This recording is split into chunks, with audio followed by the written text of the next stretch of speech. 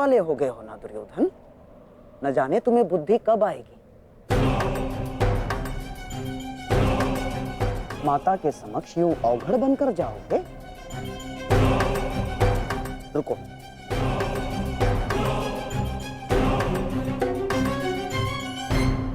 लो, कम से कम इसे अंगवस्त्र बनाकर धारण करो। लो दुर्योधन।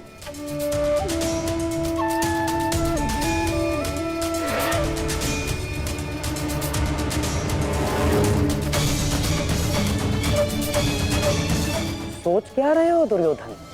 देखो, मेरी बात मानो, तुम्हारा इस दशा में जाना उचित नहीं होगा। ठीक है मामाश्री।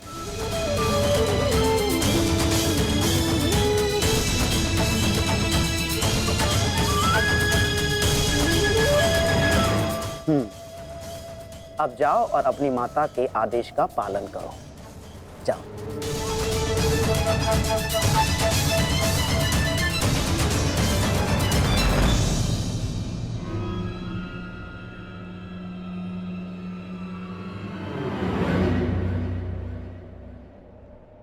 कहां से आ रहे हैं युवराज? तुम यहाँ क्या कर रहे हो वासुदेव? और इससे तुम्हें क्या कि मैं कहां से आ रहा हूं? मेरा कुछ नहीं युवराज, परंतु जब आपकी माता ने अपने समक्ष आपको नग्न अवस्था में आने का आदेश दिया है, तो फिर आप ये पहनकर क्यों जा रहे हैं? उस अवस्था में जाइए जिस अवस्था में आपको आपकी माता ने बुलाया है।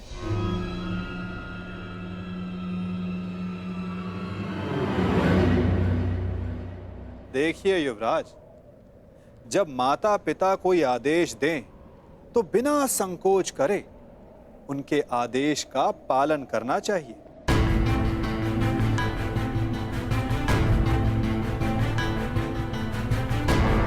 किंतु तुम्हें माता के आदेश के बारे में किसने बताया? नहीं, तुम छलिए हो। तुम फिर से अवश्य मुझे किसी छल में बांधना चाहते हो। मेरी माता के सामने मुझे लज्जित करवाना चाहते हो। नहीं वासुदेव, नहीं, मैं अब तुम्हारे किसी भी छल में नहीं आने वाला। चले जाओ यहां से। मैं तुम जैसे छलिए की एक बात नहीं मानूंगा।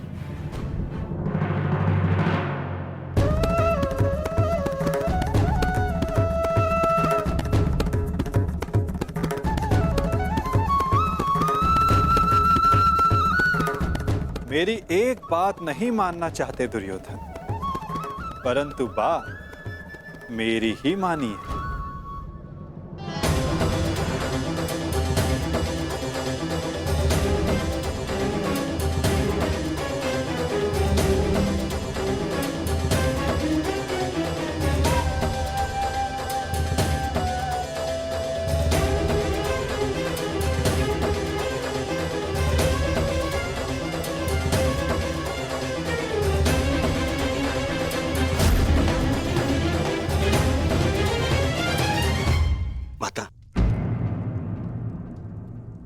मैं आपके आदेश अनुसार गंगा स्नान करके आ गया माता।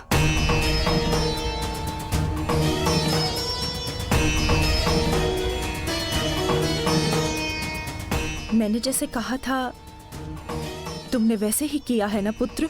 जी माता। तो सज्ज हो जाओ पुत्र। अब मैं तुम्हारे शरीर को वज्र का बनाने जा रही हूं।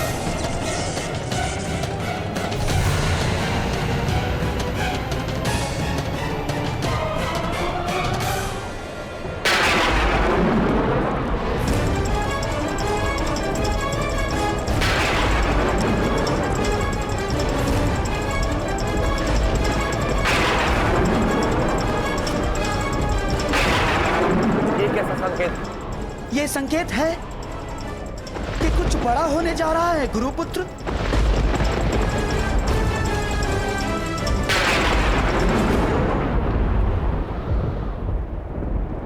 ये सब क्या हो रहा है आर्य? आपके गांडीव से ये स्वर कैसा? ये स्वर गांडीव की प्रत्यंचा का नहीं है पांचाली, मेघ गर्जन का है। परंतु कुछ समय पहले तक आकाश में ऐसा कोई संकेत नहीं था। मुझे भी समझ नहीं आ रहा है। जैसे आकाश में वज्र खड़क रहा हो और प्रतीत होता है कि इंद्रदेव की दृष्टि टेढ़ी हो गई है। नहीं विकोदर, ये संकेत है कि किसी की दृष्टि कई वर्षों के पश्चात किसी पर पड़ी है।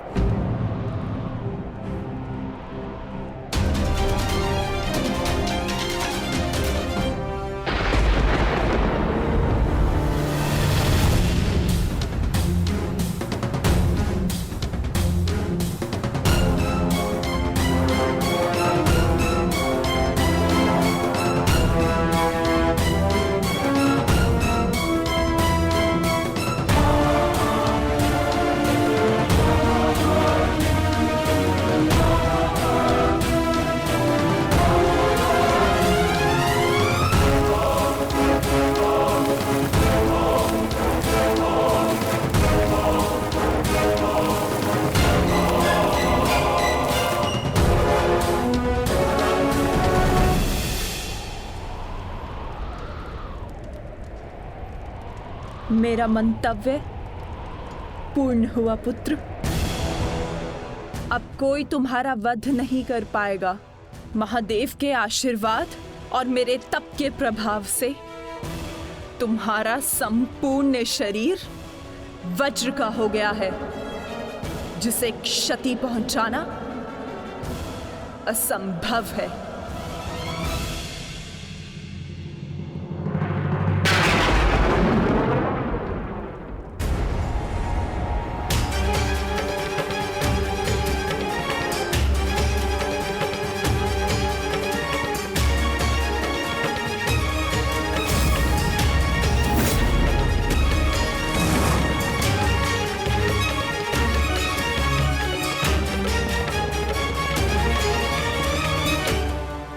क्या किया दुर्योधन?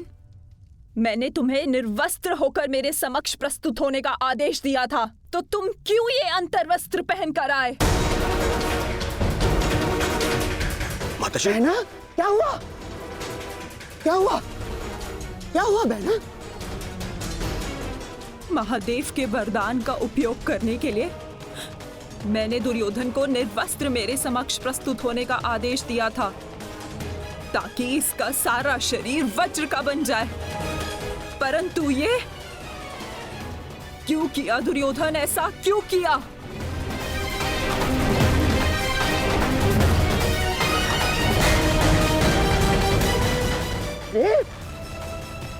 तुम कभी कभी बुद्धि का भी प्रयोग कर लिया करो।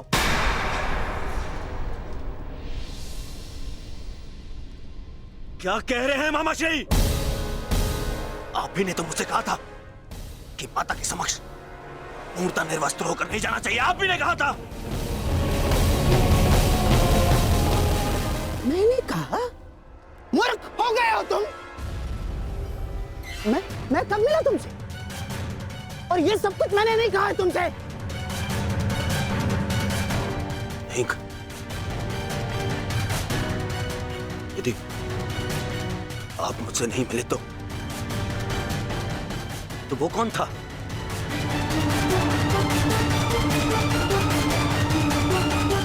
आपके पश्चात मुझे वो छलिया वासुदेव मिला था। वो छलिया कृष्ण।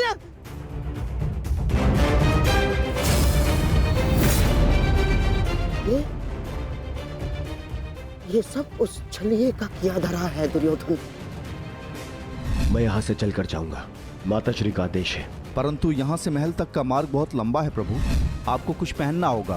परंतु आप इस भांति अर्धनग्न अवस्था में। मेरी माता का आदेश है माता पिता के आदेश का अक्षरशः पालन करना कोई आपसे सीखे युवराज। माता के समक्ष यूं अवघड़ बनकर जाओगे? लो, इसे अंगवस्त्र बनाकर धारण करो। जब आपकी माता ने अपने समक्ष आपको नग्न अवस्था में आने का आदेश दिया है, तो फिर आप ये पहनकर क्यों जा रहे हैं? उस अवस्था में जाइए जिस अवस्था में आपको आपकी माता ने बुलाया है।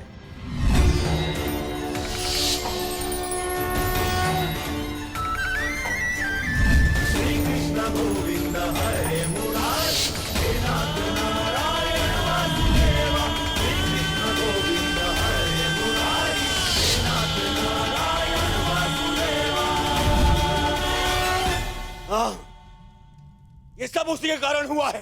मैं उसे नहीं छोड़ूंगा, मैं उसे जीवित नहीं छोड़ूंगा, जीवित नहीं छोड़ूंगा मैं उसे। बहना, बहना, मुझे ऐसा लगता है कि अभी भी समय शेष है। एक बार मेरे होने वाले सम्राट को पुनः देख लो। दुर्योधन, उतारो तुम्हारी ये अंतर्वस्त्र, उतारो। अरे तुम समझ सकते।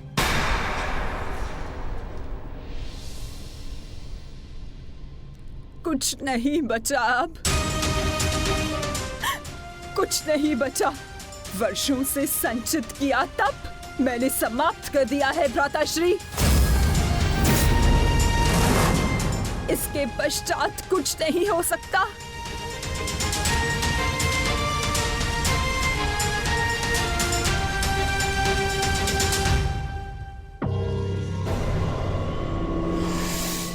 माता,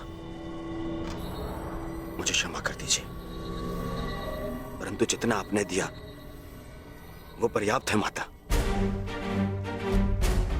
मेरे मित्र का प्रतिशोध लेने के लिए, उन पांडवों का अंत करने के लिए इतना भी पर्याप्त है माता। कमर से ऊपर सब कुछ वज्र का बन गया है माता, और नियम अनुसार भीम कमर से नीचे गदावार नहीं कर सकता।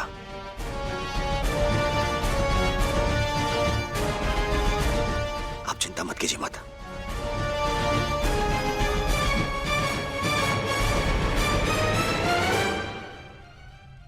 मुझे मेरे युद्ध के लिए सज्ज होना है। मुझे आज्ञा दीजिए माता। मैं वचन देता कि मैं आपके इस आशीर्वाद को व्यर्थ नहीं जाने दूंगा।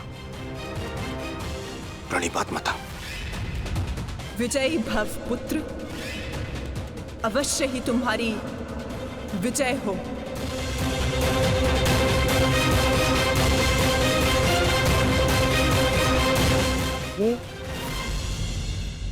ये सारा खेल उस छलिए कृष्ण का रचा हुआ है बहना। इसीलिए इस समय उसके मस्तिष्क में कोई ना कोई चाल तो अवश्य चल रही होगी। आप कहना क्या चाहते हैं भ्राताश्री? जिसने जरासंध जैसे महायोद्धा के 2 टुकड़े करवा दिए,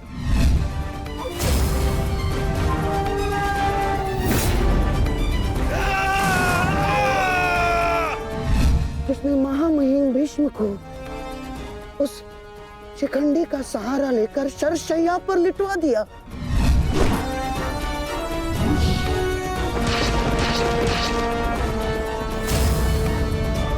जिसने महाधनुर्धर अंगराज कर्ण का वध करवा दिया बहना। मुक्त करो अंगराज को पार्थ, अंजलि का अस्त्र का प्रयोग करो। वही उद्धव, वही माधव, वही योगेश्वर, वही नटवर, वही छलिया। उसके मस्तिष्क में इस समय कोई ना कोई योजना अवश्य चल रही होगी। नहीं, इस बार मैं कृष्ण को कोई छल नहीं करने दूंगी। समय आ गया है। आज के महायुद्ध के लिए सज्ज हो जाओ।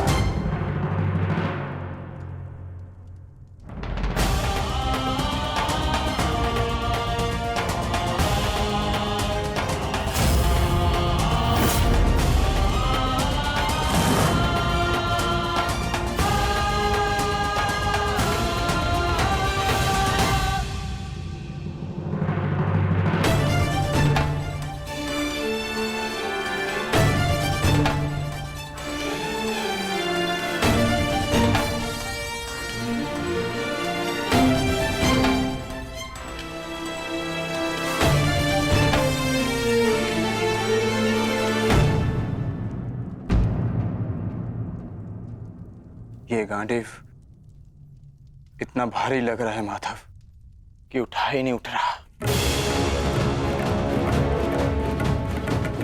हाँ माधव, ज्येष्ठ की मृत्यु के पश्चात शस्त्र भारी हो गए हैं। शस्त्र भारी नहीं हुआ है विकोदर, तुम्हारा मन भारी हो रहा है।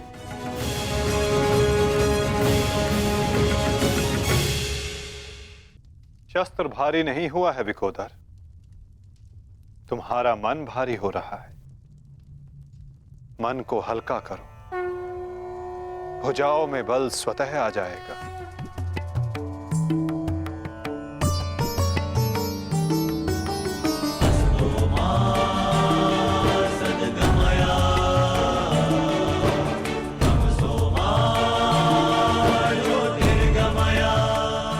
तुम सब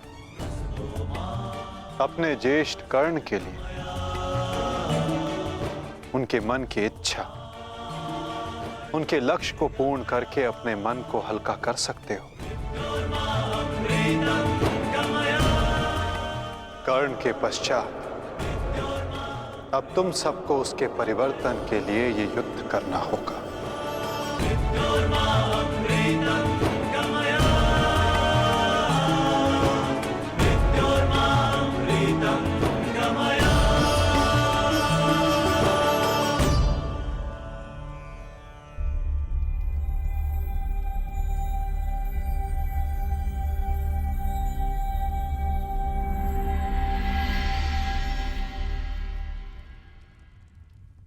तुम्हारे ज्येष्ठ कर्ण का लक्ष्य उचित था, किंतु मार्ग अनुचित था,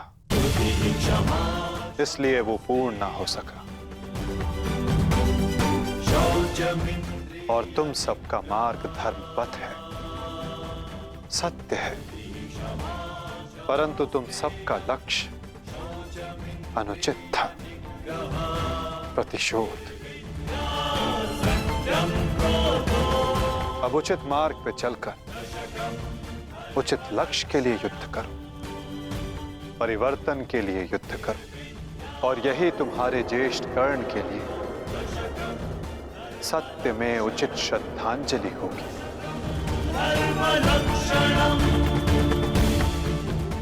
और परिवर्तन तब तक नहीं आ सकेगा जब तक दुर्योधन जीवित है।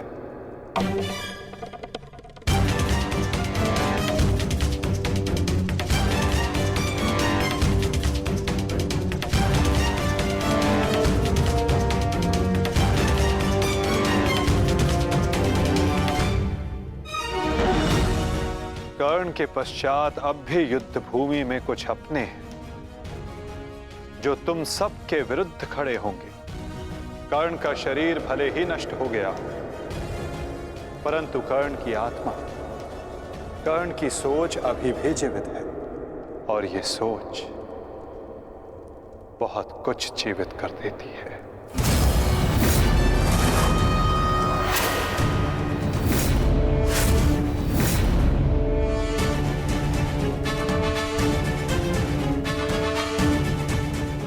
युद्ध का 18वां दिन।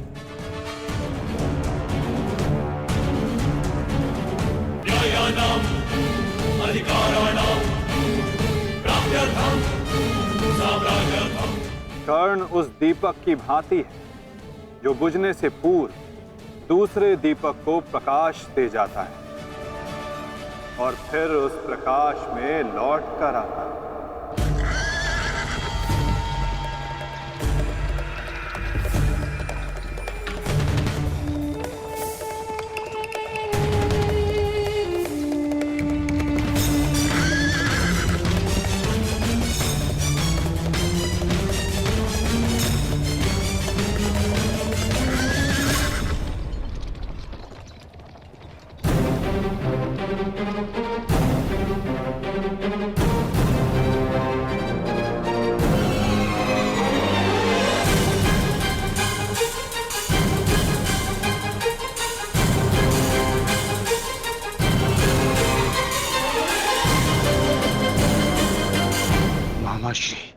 शैल्य, कहा था ना पार्थ, इस युद्ध में कुछ और अपने होंगे जो तुम्हारे विरुद्ध खड़े होंगे।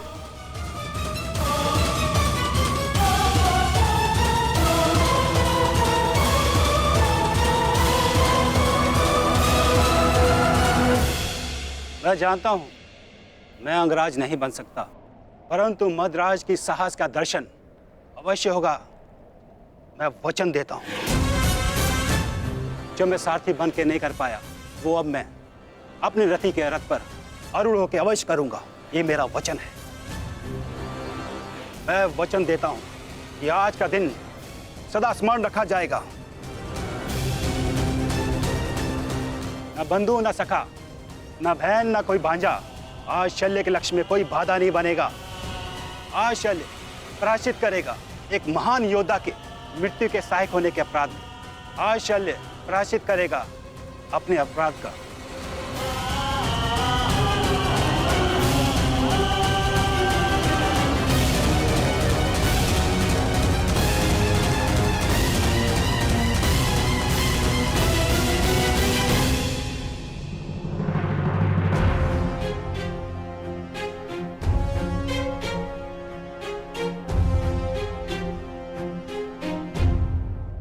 यदि ऐसा है तो आज साथ मिलकर लड़ेंगे शैल्य। आओ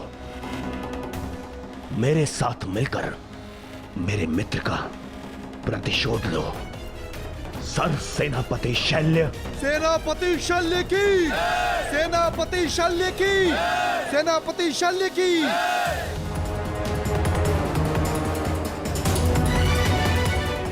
आज तुम बाण होगे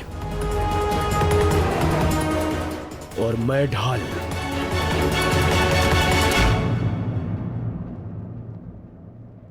मित्र कर्ण के लिए और ये मेरे पश्चाताप के लिए।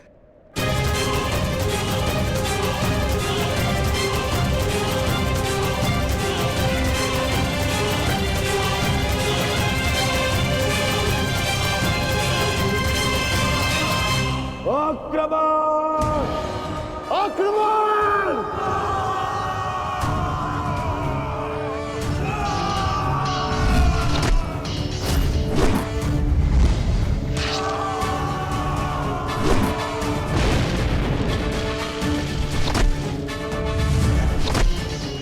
हे महारथी कर्ण के नाम,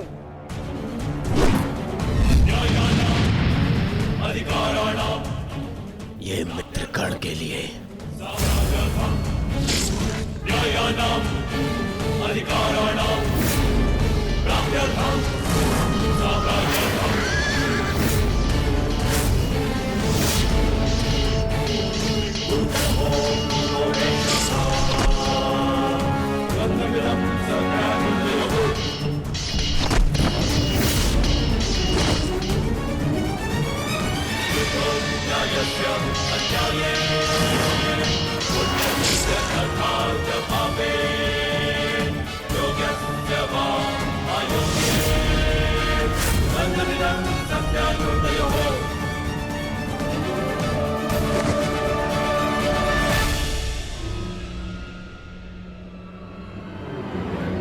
क्यों पार्थ, क्या कर पाओगे मद्रराज शैल्य के बल का सामना? रथ को मद्रराज और दुर्योधन की ओर ले चलिए माधव।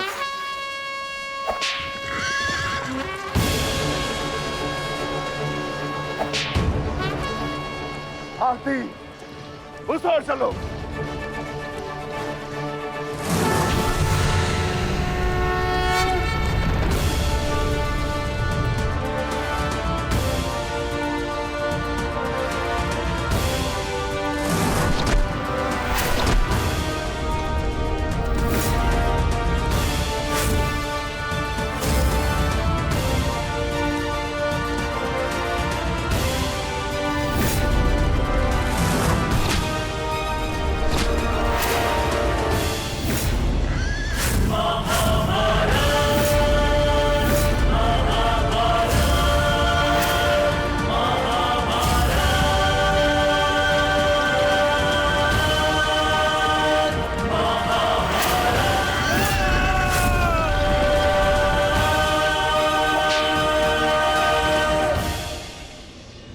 शत्रु पे प्रहार करने से पूर्व उसका बल और कौशल दोनों आंख लेना चाहिए। मूर्ख!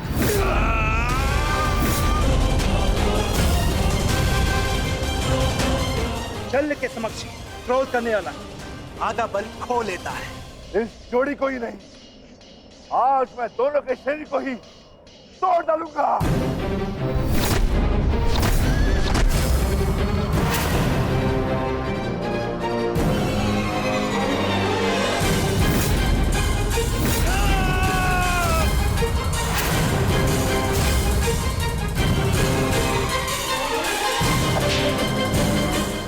निर्बल को हराकर कोई महायोद्धा नहीं हो जाता है मामा श्री शल्य। यदि साहस है तो मुझसे द्वंद कीजिए। भांजा कुछ मांगे तो मामा को दे देना चाहिए, ये उसका कर्तव्य है। और लाड भी जैसे तुम्हारी इच्छा अर्जुन।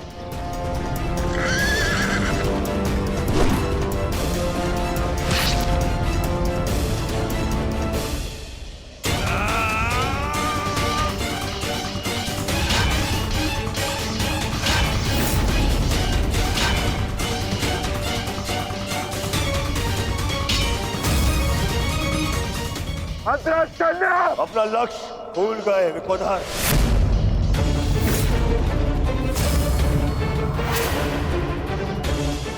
मेरे 99 भाइयों के पश्चात मैं ही तो हूं तुम्हारा लक्ष्य। यार की जब मृत्यु आती है ना तो गांव की ओर भागता है। तुम्हें तुम्हारा अंत क्या खींच रहा है दुर्योधन? सावधान दुर्योधन!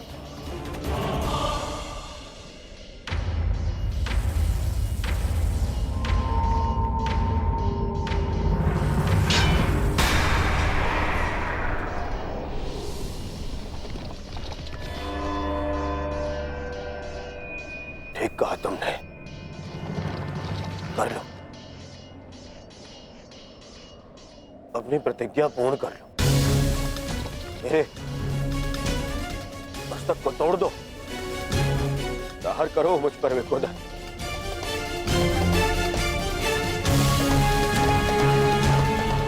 अभी वध कर दो मेरा।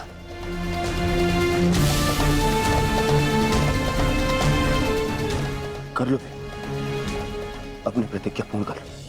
स्मरण करो वो मैं ही था जिसने सम्राट से भिखारी बना दिया था तुम सबको। स्मरण करो वो मैं ही था जिसने 12 वर्ष के वनवास में भेज दिया था तुम सबको। वो अज्ञातवास स्मरण करो, वो भी मैं ही था। स्मरण करो द्रौपदी का वस्त्र हरण, वो भी मैं ही था। और अभिमन्यु का वध, वो भी स्मरण करो, वो भी मैं ही था। मार दो मुझे, अपना प्रतिकार लो, मुझे मार दो। ऐसे भी मेरे 99 भाई और मेरे मित्र के चले जाने के पश्चात अब जीने की इच्छा शेष नहीं है। मार दो, आओ भीम, वध करो मेरा, मार दो।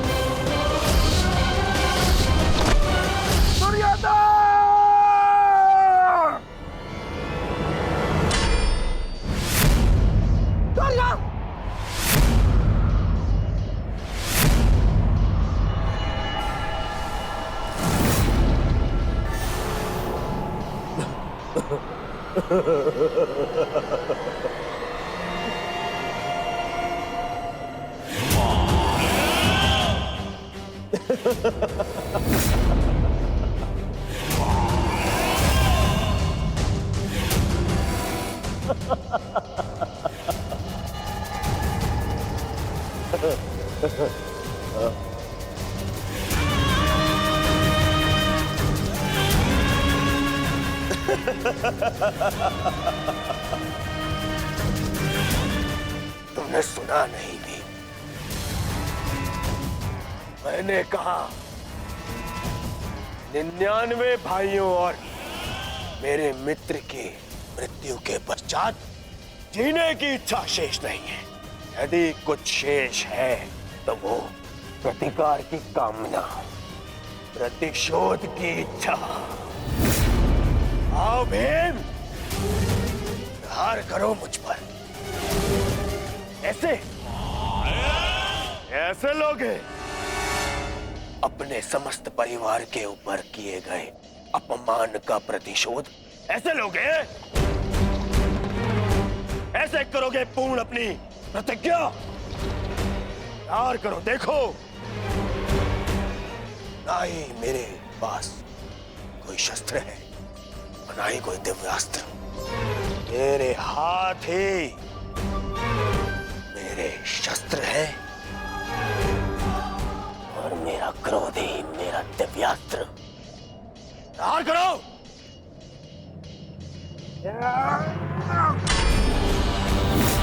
ऐसे नहीं भीम।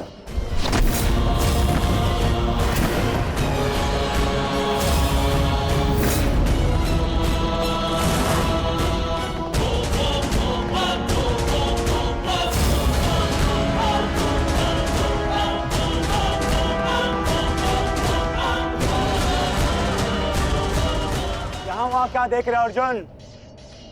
सामने देखो, शत्रु तुम्हारे समक्ष खड़ा है। इतना सरल नहीं होगा तुम्हारे लिए ये द्वंद अर्जुन, क्योंकि ना मेरे गुरु का मुझे श्राप मिला है और ना ही इंद्र ने मुझसे कोई कवच छीना है और ना ही मेरे रथ का चक्र धरती में धंसा है। मैं कर्ण नहीं हूं जिसे अनीति में फंसा के मार डालोगे। मैं मद्राज चल हूं। अब दिखाओ अपना पराक्रम। कितने बड़े योद्धा हो तुम, कितने बड़े शूरवीर हो, कितने बड़े धनुधारी हो, दिखाओ।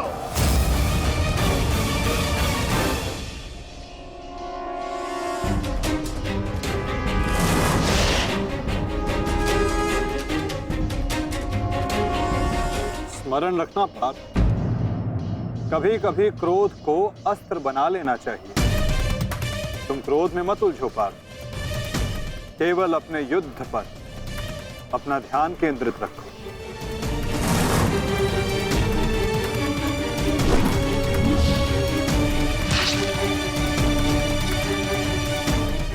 क्रोध हर समस्या का समाधान नहीं होता पार्थ।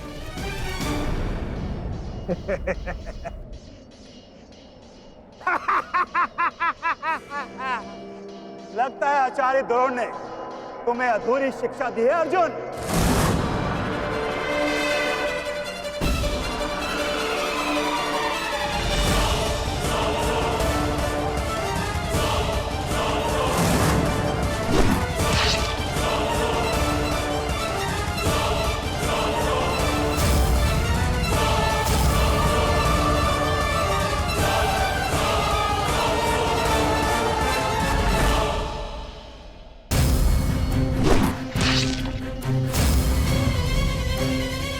संयम पार्थ, संयम। अधीनता और क्रोध मद्रराज का तोड़ नहीं है पार्थ।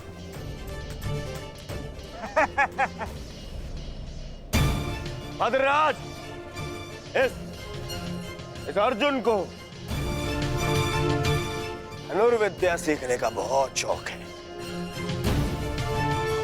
आप इसे धनुर्विद्या सिखाएं।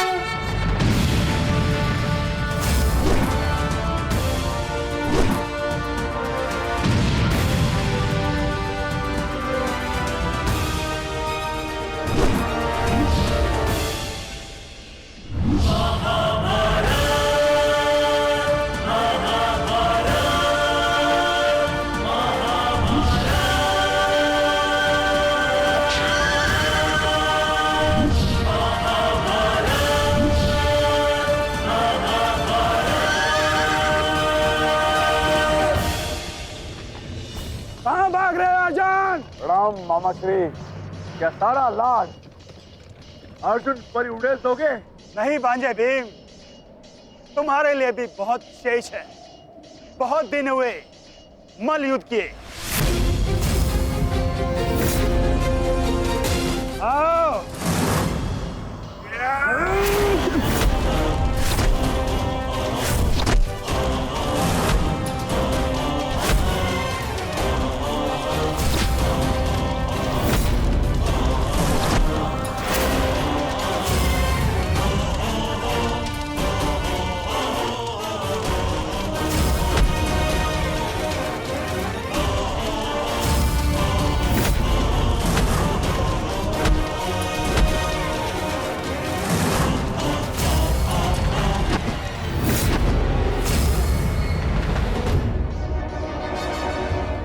साधो विकोदर भीम, साधो। अद्भुत बल है तुम्हारे भीतर, किंतु तुम्हें लगता नहीं कि तुमने देर कर दी। यदि ये बल उस भरी सभा में दिखाया होता तो भरी सभा में द्रौपदी का पान होने से तुमने बचा लिया होता भीम। अरे जब फसल ही जल गई तो वर्षा का क्या लाभ? अरे संसार के इतिहास में तुम्हारा नाम एक कायर के रूप में लिखा जा चुका है भीम, जो अपनी पत्नी का वस्त्र हरण होते हुए देखता रहा। वस्त्र हरण। कहीं ऐसा तो नहीं तुम स्वयं उस पल का आनंद ले रहे थे?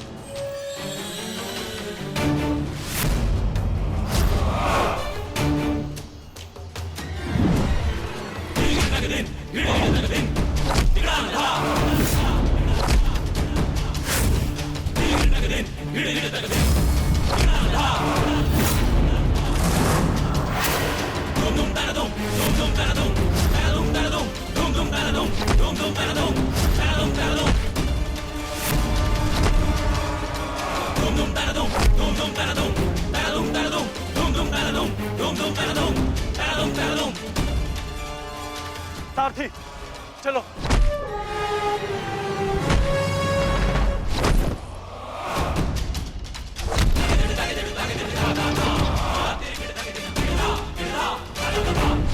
विश्वास नहीं होता मामा श्री कि आप हमारे शत्रु के साथ मिलकर हमें ही परास्त करने पे तुले हैं। आपसे सहायता मांगना हमारी सबसे बड़ी भूल थी, किंतु आपको परास्त कर हम अपनी भूल का पश्चाताप करेंगे। आइए मामा श्री, हमसे द्वंद्व कीजिए। जिसे कल मेरे महारथी ने छोड़ दिया था, मैं उन्हें मारना नहीं चाहता। जाओ, लौट जाओ। कर्ण ने तुम्हें क्षमा किया था, इसलिए मैं भी तुम्हें एक और अवसर देता हूं। जाओ, लौट जाओ। अपनी ही बहन के अंश को नहीं मारना चाहता, इसलिए लौट जाओ। कहीं ऐसा तो नहीं कि आपको हमसे भय लग रहा हो मामा श्री? है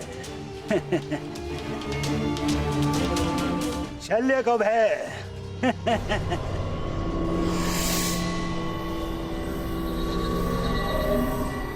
है और प्रहार क्या होता है, उसका ज्ञान आज तुम्हें हो जाएगा बांझे।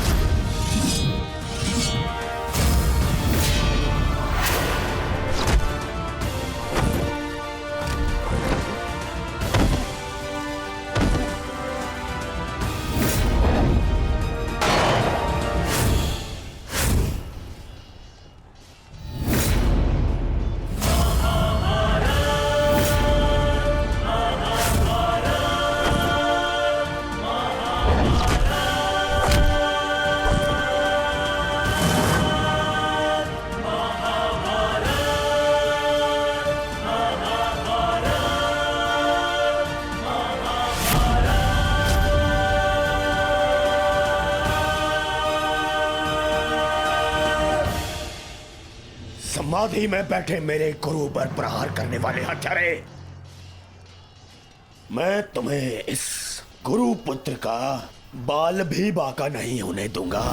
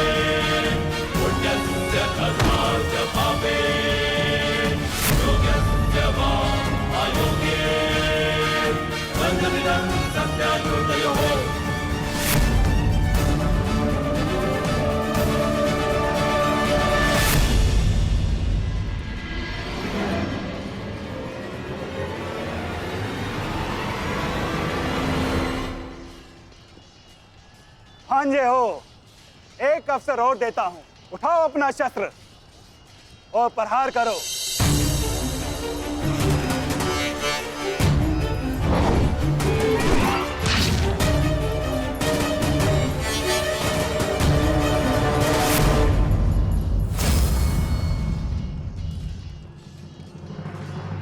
क्या हुआ?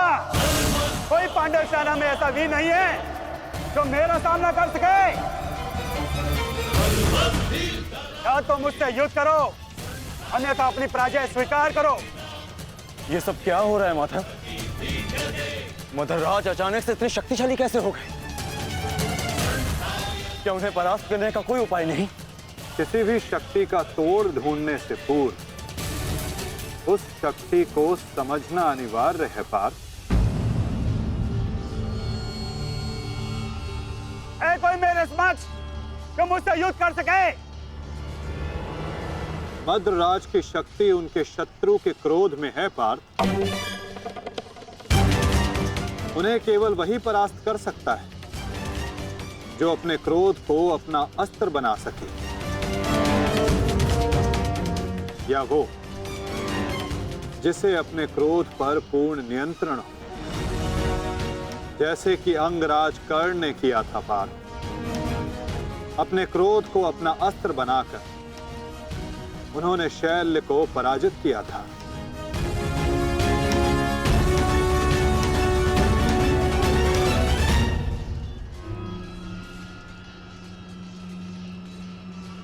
युधिष्ठिर,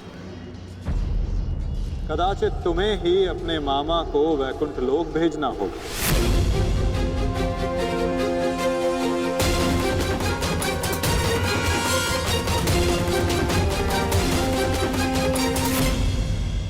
कदाचित तुम्हें ही अपने मामा को वैकुंठ लोक भेजना होगा।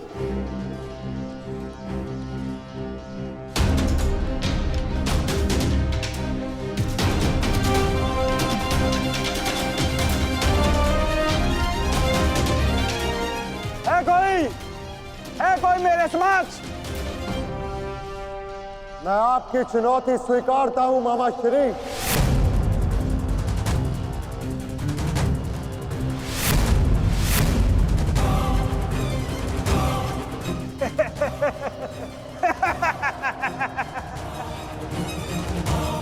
जब अर्जुन का गांडीव, भीम की गदा मेरा कुछ बिगाड़ नहीं सकी, मेरे भांजों को भी मेरे समक्ष घुटने टेकने पड़े, तो तुम किस अस्त्र की सहायता से मुझे परास्त करोगे युधिष्ठिर?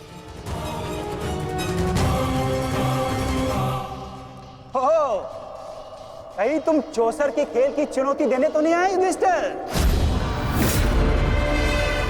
ओ, मैं तो भूल गया था, तुम जीत के लिए अस्त्र नहीं उठाते, अपने परिवार को दांव पे लगाते हो, दांव पर।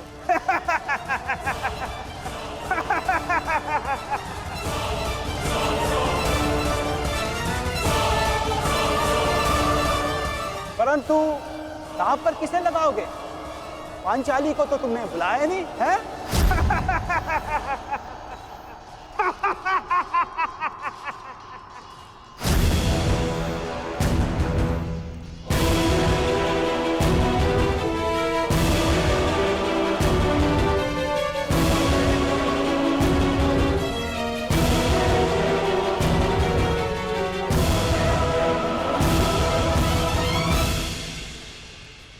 तो बताओ युधिष्ठिर, मेरे साथ चौसर खेलोगे या है तुम्हारे पास कोई अस्त्र मेरा सामना करने के लिए?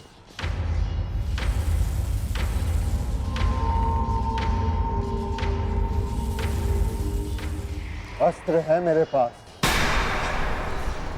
कैसा अस्त्र? शांति और सत्य।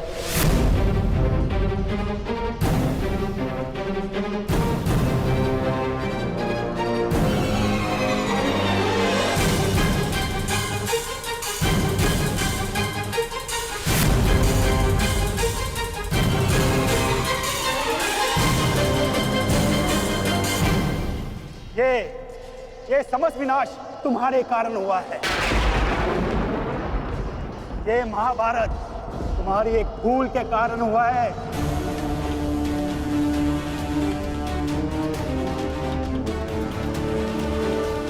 आपने उचित कहा मामा श्री। ये समस्त महाभारत मेरे उस भूल के कारण हो रही है। तो अब समय आ गया है अपनी उस भूल को सुधारने का, और आपका समय आ गया है अपनी भूल का पश्चाताप करने का। इस प्रकार के पुरुष हो तुम। द्रौपदी का पान स्मरण करके लज्जा और क्रोध नहीं आता तुम्हें? जो ना कर सके उस पर शोक मनाने से बेहतर है कि अभी जो हमारे वश में है वो कर्म किया जाए। और इस समय मेरा कर्म युद्ध है। सावधान मामा श्री। तो आओ, युद्ध करो।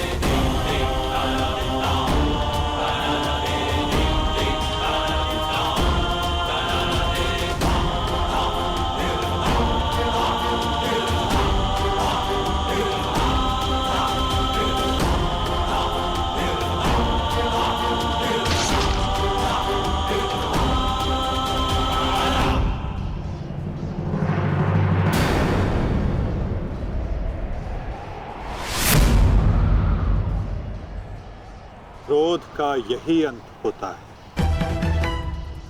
मनुष्य का क्रोध मनुष्य को ही भस्म कर देता है। स्मरण है पाप,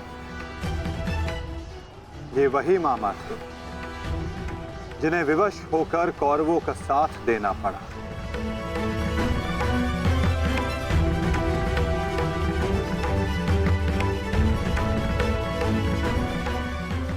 परंतु अभी भी एक मामा शेष हैं पाप,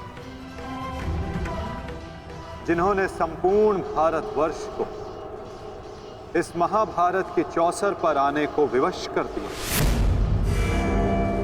क्या उन्हें अपने पापों का दंड नहीं मिलेगा?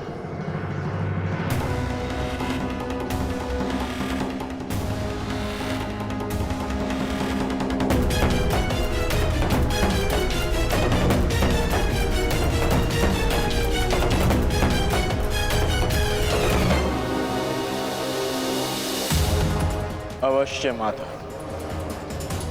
गांधार राज को दंड अवश्य मिलेगा।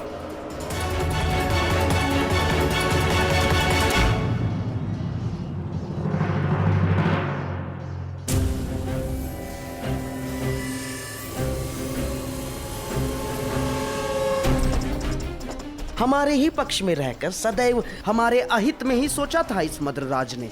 इसके कर्मों का आज इसे उचित दंड मिला। अभागा मामा अपने ही भांजे के हाथों अपने प्राण खो बैठा। सत्य ही तो कहा है किसी ने, जीवन एक चौसर का खेल ही तो है, एक ही भूल और हमारे ही पासे हमें हार दिलवा देते हैं। ठीक कहा गांधार राज, आपने अपने और अपने संबंधियों के जीवन को एक चौसर का खेल ही तो बनाकर रख दिया है। आपकी कुटिल नीति के कारण आज एक भाई दूसरे भाई के लहू का प्यासा हो गया है। आज संपूर्ण भारतवर्ष इस महाभारत के रण क्षेत्र में आ सिमटा है। इसका दंड तो आपको अवश्य मिलेगा गांधार राज। समय आ गया है कि आप विश्वासों के पास आप ही के जीवन का दांव उलट दें।